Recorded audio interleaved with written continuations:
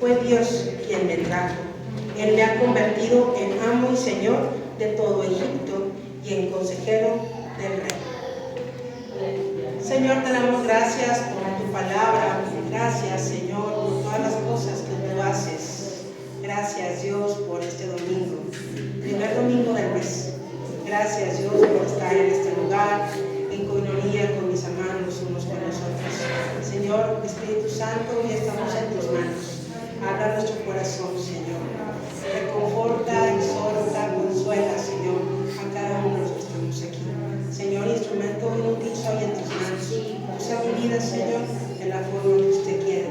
Y, Señor, gracias por tu palabra, porque siempre es viva y eficaz y más poderosa que una espada de doble filo. En el nombre de Jesús. Amén. Amén. Pueden tomar su lugar, hermano. Gracias. Gracias porque el Señor siempre es bueno. Y bueno, les quiero platicar que el día de ayer estuvimos en el Congreso de Damas, ¿verdad? Congreso de Damas, muy bonito, por cierto, mucha gente, ya estaba casi lleno. Ahorita no danzaba porque ayer me la pasé brincando y la rodilla ya me cobraba factura. Entonces por eso hoy nada más hice así como las hermanas, así nada más, despacito, porque ayer digo, la alabanza muy bonita, la enseñanza también fue muy buena. Hubo dos detalles que enamoraron mi corazón. Además éramos éramos todas hermanas, así que se puso muy bonito, pero yo me senté, le quiero compartir, yo me senté a unas hileras detrás de la hermana Rosy, de la pastora y de Yadaí, y obviamente de la Samantha, ¿verdad? Ahí estaba Sam. Entonces, por alguna razón, todas las hermanas empezamos a aplaudir, y pasó un detalle bien bonito. Samantha se puso a aplaudir. Y yo, mira, las neuronas espejo sí funcionan, o sea, el cerebro funciona, ¿no? Y de ahí vino mi reflexión, ¿verdad? Samantha empezó a aplaudir, ella muy feliz, y yo, Samantha lo sabe, o sea, no sabe aplaudir, no sabe por qué aplaudíamos, pero esto funciona, así es biología. Las neuronas así funcionan. Las neuronas de Samantha están imitando comportamientos de algo que ella ve. Y de ahí mi reflexión, porque la hermana al final ministraba y decía que como mujeres, hablaba de la mujer virtuosa, y el tema era que como mujeres tenemos una responsabilidad en el hogar. Hablaba de que teníamos ese ministerio, ¿verdad?, de ser educar a hijos, de formar hogares, porque eso dice la palabra. Y decía la hermana al final, pues el hogar tiene que ser el mejor centro de readaptación. Y eso marcó mi corazón porque decía, tiene que ser el hogar, el lugar en donde los hijos y todos encuentren amor, restauración y perdón. Y seguridad, decía ella. Y esas palabras, dije, es cierto. Y me acordaba que Samantha estaba imitando el comportamiento de alguien más. Dije, por eso siempre nos dicen, ¿verdad? El comportamiento es el que influye, ¿verdad? La gente imita, o nuestros hijos imitan lo que somos. Porque es biología, hermanos. Así funciona nuestra mente. Así que fue muy bonita la reunión de ayer. Sé que algunas no pudieron, ojalá, es hasta el año que entra, ¿verdad? Nos podamos ver otra vez. Pero sí fue un tiempo de regocijo, de aprendizaje y de estar ahí disfrutando todas juntas en coinonía. Pues bueno, esta introducción usted la conoce bien. Se trata de la historia de José. Muchos de los que tenemos mucho tiempo en el Evangelio la hemos escuchado. El famoso, inclusive hay películas y obras de teatro que se han hecho alrededor de esta historia. El famoso José soñador. Pero haciendo una breve recuento, este adolescente, pues Dios lo escogió, ¿verdad? Sabemos que Dios le daba visiones, le daba palabras a este hombre, a este jovencito, adolescente, pues tendría apenas 17 años. Imagínate, pues cómo se comporta uno de 17, ¿no? Fanfarronea y habla y dice. El otro día, yendo, no sé, estaba en el supermercado y adelante de mí iban unas jovencitas como de 17 años y yo las escuchaba y yo, ay, no, cosas inmaduras. Decía, ay, decía el Señor, ay, tú no. Y yo, pues sí, estaba igualita, diciendo y haciendo y comportándome como esas muchachas, ¿no? Y bueno, José no era la excepción, tenía 17 años. Imagínate lo que fanfarroneaba, ¿no? Con todos los sueños que Dios le daba. El punto está que a los 17 años, dice la Biblia, que sus hermanos realmente lo odiaban. Qué feo de ser que te odian, ¿no? que tu propia familia te odie. No creo que sea agradable, ¿no? Una cosa es que no seas el consentido, como mi hermana del medio, ¿verdad? Ni modo, uno es la consentida, pero ya que te odien no es agradable. Y bueno, el punto es que a este muchacho, como ustedes saben la historia, lo venden a Egipto a sus 17 años. Pero algo que sucede en Egipto, y usted lo va a poder ver en el capítulo 39, versículo 2, que dice la Biblia que Dios estaba con José, que cuando fue comprado por Potifar, una persona importante de la milicia del faraón, José tenía la gracia de Dios. Dios dice en la Biblia que estaba con él. Es importante, porque una cosa usted tiene que reconocer: Dios está con usted. No nada más José y no nada más aquellos siervos. Dios está con usted y conmigo. Así que ya es ventaja, ¿verdad? Tenemos la gracia de Dios con nosotros, para con los hombres, porque Dios está con nosotros de la misma situación que como estuvo con José. Bueno, no se dice en la Biblia cuánto tiempo estuvo en casa de Potifar, pero sí narra un suceso. Narra el suceso que José es acusado de violación. Así, con palabras más sencillas o más burdas, la mujer de la esposa de Potifar pone sus ojos en José.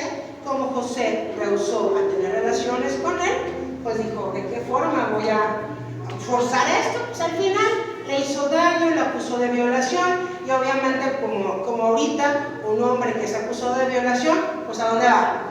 Pues a hacer eso, para la cárcel. Así es así. Pero nuevamente dice el capítulo 39, versículo 21, que José halla gracia delante de su carcelero. Y nuevamente la Biblia dice: porque Dios estaba con él y Dios mostraba su amor para con José. Y no nada más para con José, hermanos. Es bien importante que visualicemos estas palabras que la Biblia deja plasmado, porque es un mensaje para usted y para mí. Porque el amor de Dios fue manifestado para usted y para mí en la cruz del Calvario. Y el amor de Dios está con nosotros. No solamente con José, sino también con usted. Está el amor de Dios. Por eso dice la Biblia en este capítulo que el carcelero hizo bien a José. ¿Cuántas veces usted y yo no hemos pasado por situaciones difíciles y encontramos gracia delante de qué? De las personas. Amén. Hasta de la gente que no nos quería, ¿verdad? Y dices: ay, Señor, ¿qué está pasando? Y la gente de nuestro alrededor se sorprende y dice: pero pues a esa persona tú le caías mal. Y uno tiene que reconocer y ser humilde, decir: es Dios. Es Dios el que muestra su amor para conmigo y me protege y me defiende. Es su amor el que está con nosotros. Pero pasa tiempo y bueno, no dice cuántos años estuvo en la cárcel, pero habla que José tenía ese talento de interpretar los sueños y visiones. Usted conoce la historia: ahí conoció a un panadero, ahí conoció al copero, le interpretó los sueños. Los presos, como el copero y el panadero, son liberados, son llevados ante el faraón. Y José tenía la expectativa de que, pues como había hecho cuates, pues lo liberaran, ¿verdad? Intercedían por José. Pero a veces nos hacemos expectativas nosotros, ¿verdad? Como conocemos a alguien y tenemos algún contacto, o ya Dios nos dio gracia de tal persona, creo que por ahí muy bien, y no, seguimos ahí y no sucede nada.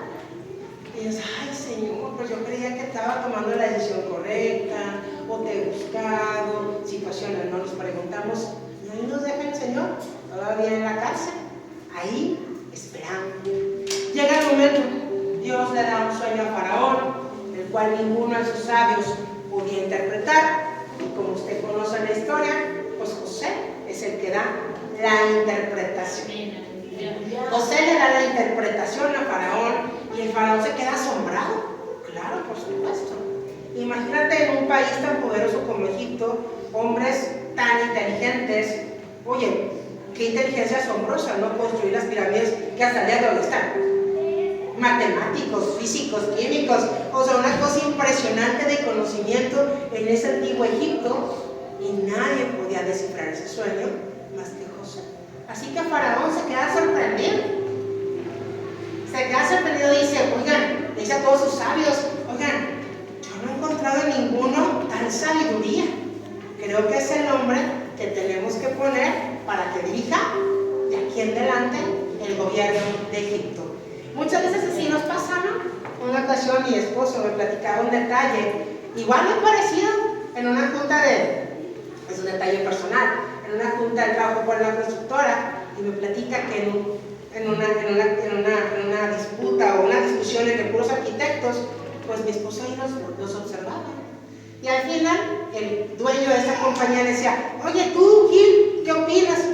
Y ya, pues mi esposo le opinó, ¿verdad? Y Dios le dio sabiduría. Y al final el dueño de esta constructora dijo, haga lo que Gilberto diga. Gilberto tiene la solución. Y así pasa.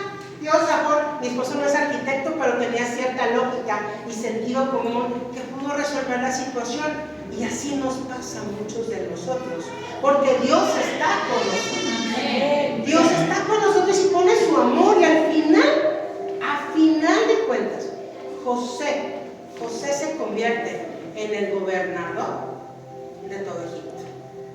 Llega lo que sucede, se cumple esta hambruna. Hubo 7 años de mucha abundancia, en la cual José administró correctamente las ganancias de lo que se produjo en las tierras de Egipto, almacenó granos y se previno para lo que vendría esa hambruna, ¿verdad? Yo creo que ninguno de nosotros hemos vivido una hambruna. Yo creo que la última que vivió el mundo fue la famosa Gran Depresión. Me imagino que en 1930, al menos en América, ¿verdad?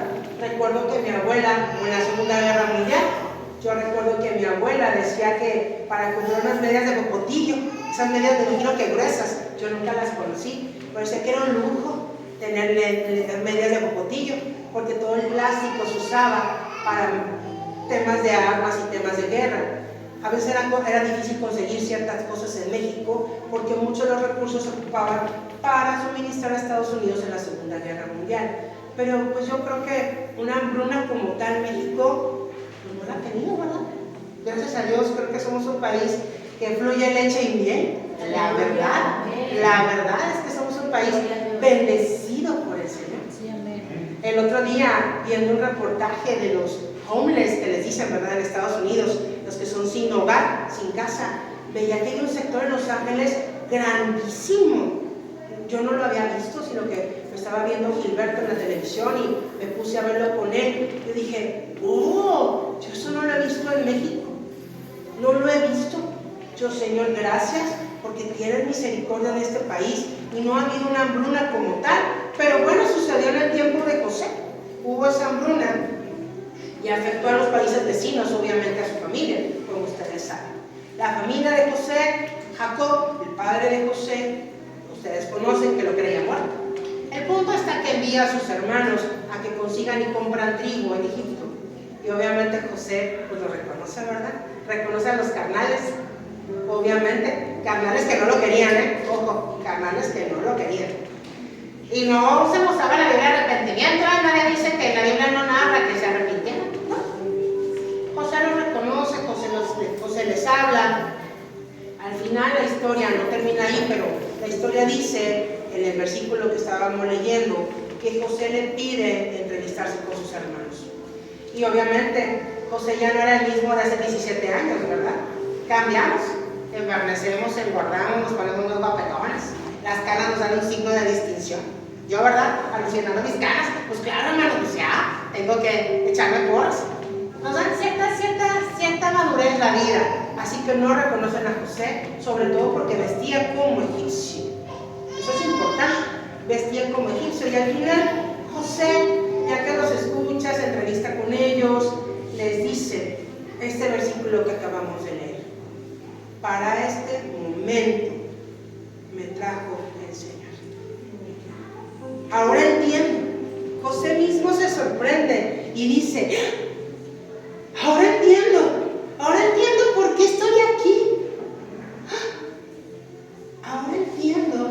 ¿Por qué tuve que vivir lo que viví? Ahora entiendo por qué tuve que vivir 13 años separado de mi casa, 13 años viviendo en servidumbre. No dice cuántos años vivió en la cárcel, pero son 13 años. La Biblia narra que a los 17 fue vendido y a los 30 fue instituido como gobernador de Egipto. Pero ahí es cuando José dice: ya sé por qué estoy aquí. Ojo, es bien importante. José estaba consciente del daño que sus hermanos le hicieron. Él les dijo: ahora entiendo por qué me vendieron. Ahora sé por qué estoy aquí. José pasó del rencor que seguramente tuvo al inicio. Y en ese momento José se mostró como un hombre compasivo. Porque él con su poder podía decirle: ahora sé por qué Dios me trajo aquí y ahora ustedes van a pagar. No, mostró compasión para aquel que le hizo daño. Porque sus hermanos le hicieron daño. Porque ninguno abogó por él. Ninguno se puso entre el mayor o el menor a decir que no lo vendieran. Inclusive hasta pensaban en matarlo. Esa fue la sugerencia de uno de ellos. Tanto era el odio y tanto era el rencor de los muchachos ante un joven que tenía sueños, que tenía visiones, que inclusive pensaban en matarlo. Pero José dijo: yo sé y los perdono, porque hoy sé que Dios tenía un propósito todavía más grande. Es maravilloso ver cómo Dios obra entre libre albedrío. Fíjese, porque allá había un libre albedrío. Los hermanos lo vendieron, los hermanos lo mandaron ahí, ellos decidieron hacerlo.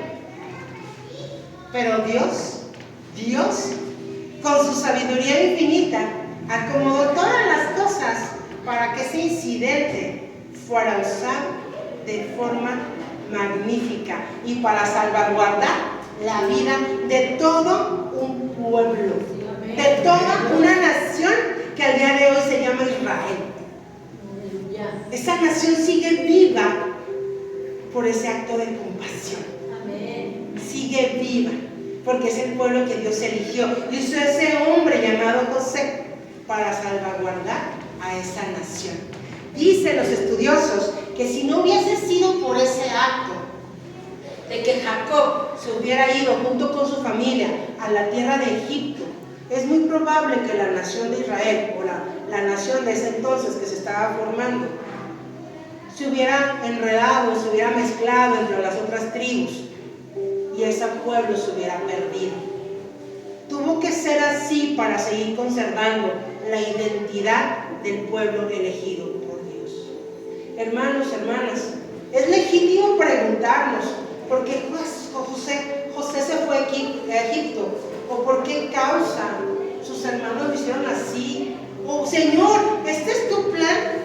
¿Es justo? ¿Es válido? Tenemos esas preguntas y son verdaderamente ciertas. Pero lo más importante aquí es que la palabra, desde inicio a fin, nos muestra que Dios tiene siempre un propósito.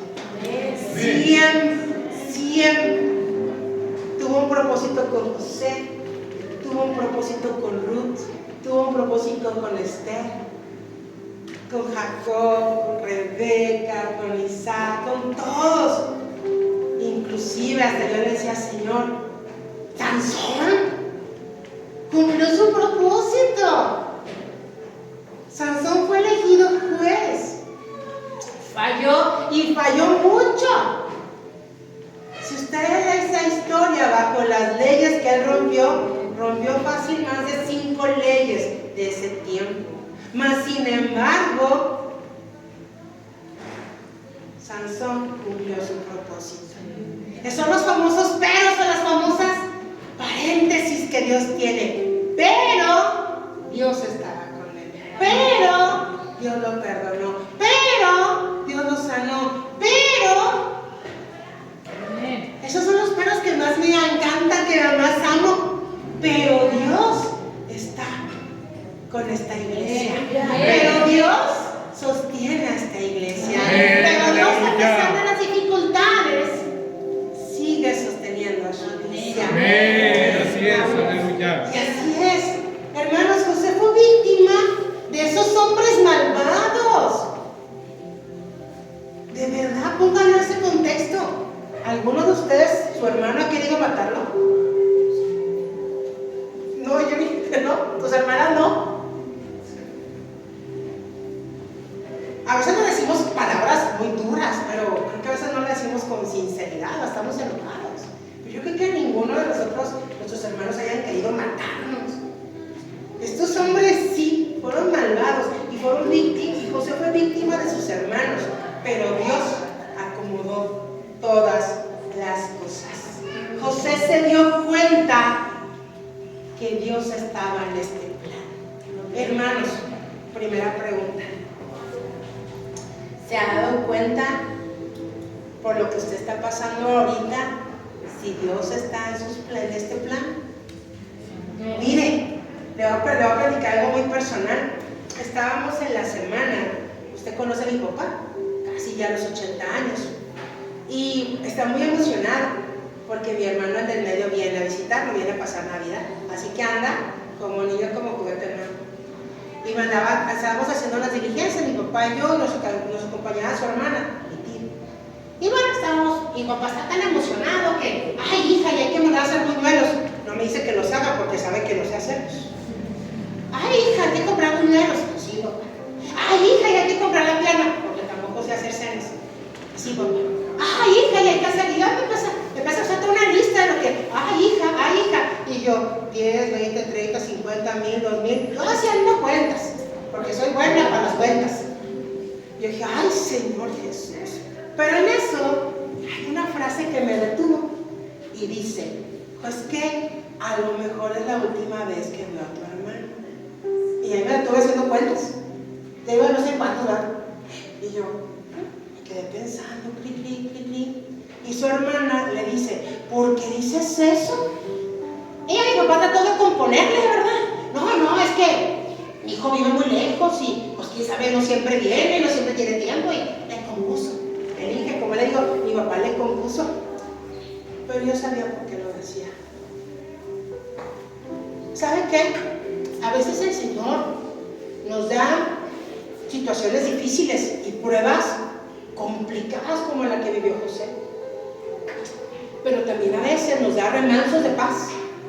¿Verdad? No siempre todo es estar batallando y estar luchando y estar peleando contra gigantes. A veces hay tiempos de remanso y hay tiempos como el que dice mi papá que va a vivir, ¿verdad? Va a tener aquí a su hijo, que él es el consentido. Y él está contento. Pero yo cuando escuchaba y reflexionaba en sus palabras, yo sé que él no se siente tan bien físicamente. Él tiene una cardiopatía y él sabe que en cualquier momento el Señor lo llama a su presencia. Él está consciente, pero también está consciente que ese es un paréntesis en su vida para poder disfrutar de sus hijos. Hermano, hermana, yo no sé por qué paréntesis o por qué situación tú estés viviendo. Yo la desconozco. Si hay tristeza, si hay dolor, si hay alegría, si hay un paréntesis de calma, porque también los hay. No todos siempre se está batallando.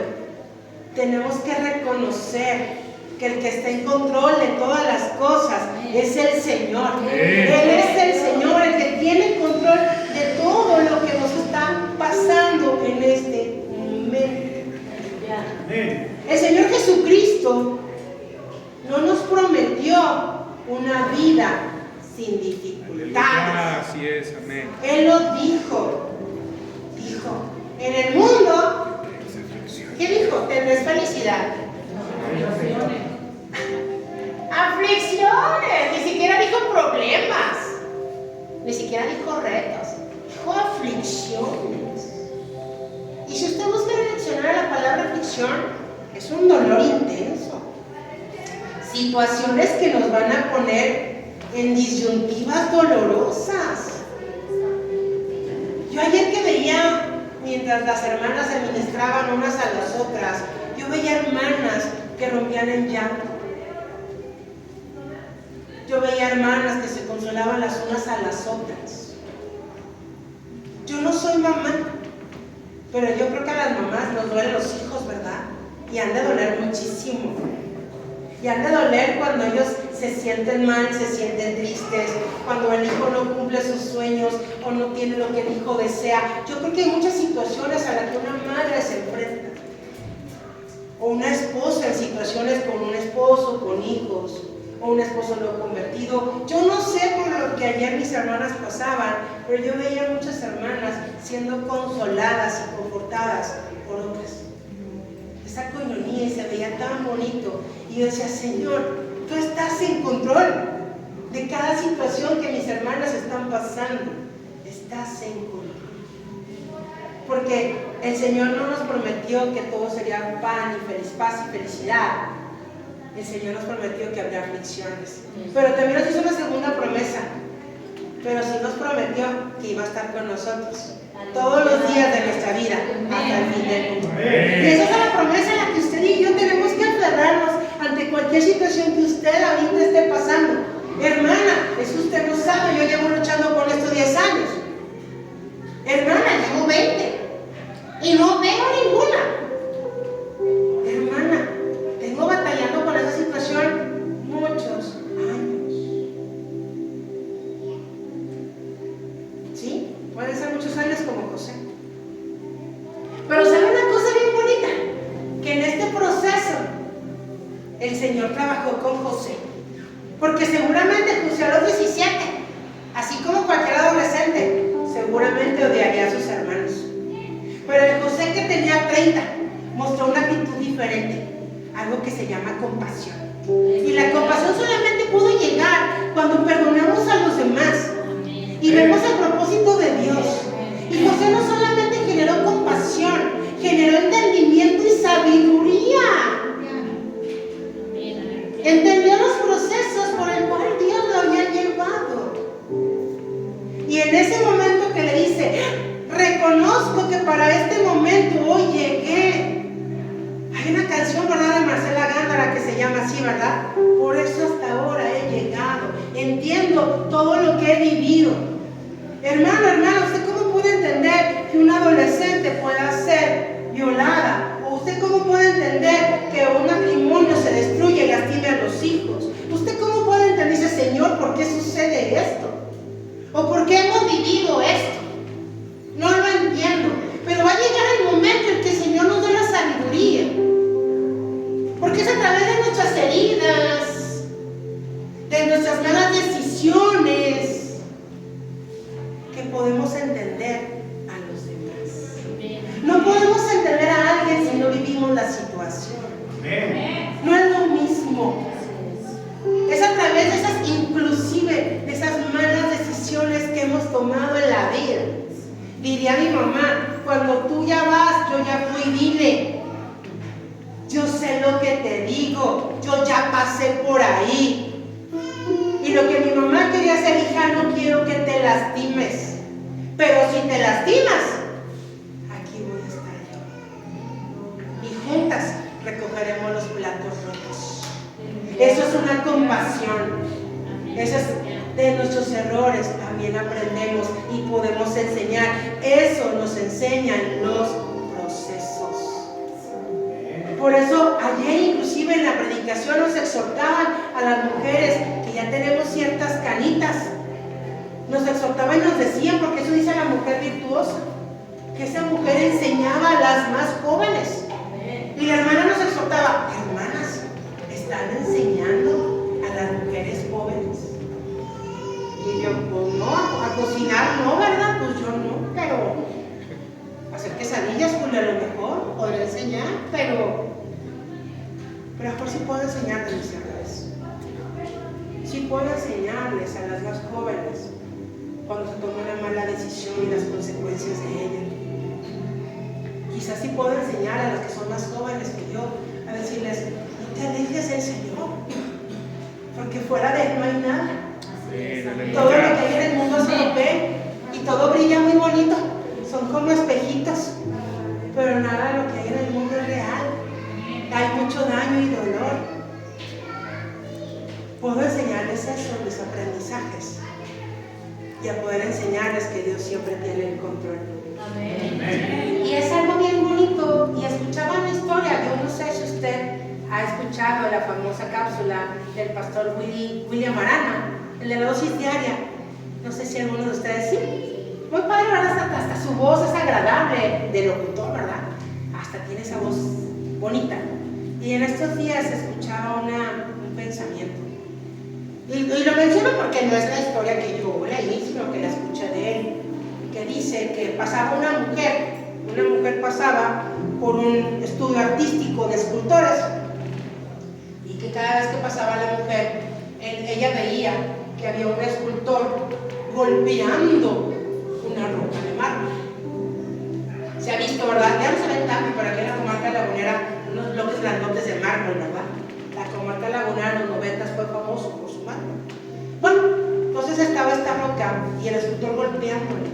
Y la mujer curiosa, pues como mujeres, ¿verdad? Que somos chismositas y curiositas, nos gusta la curiosidad. Esta mujer llega y le dice: ¿por qué la golpeas tanto? Y el escultor le dijo: la verdad es que la golpeo de esta manera porque adentro de esta piedra hay una joya. Dentro de esta piedra hay algo hermoso. Y cada golpe que ves no la estoy destruyendo. Cada golpe que ves estoy quitando aquello que no sirve para que revele lo que está adentro. Hermano, hermana, dice la historia platicada por el pastor William, que esta mujer, pasado el tiempo, la vida le dio muchas aflicciones y dificultades. Y que esta enseñanza de esta mujer que recordaba del escultor, le decía: va a haber aflicciones, pero cada golpe por el que pases va a revelar lo que realmente hay en ti. Hermano, hermana, la dificultad, el reto, la aflicción o la alegría que estás pasando siempre tiene que revelar lo que hay en ti. Si hay paz, va a haber gratitud, y en todo tiempo tiene que haber gratitud. Los procesos nos revelan lo que hay en nosotros, y Dios no nos hace pasar por esos procesos para lastimarnos, porque dice su palabra que Dios nos ama y que Dios es bueno. El Señor nos hace pasar por esos procesos para revelarnos, para formarnos.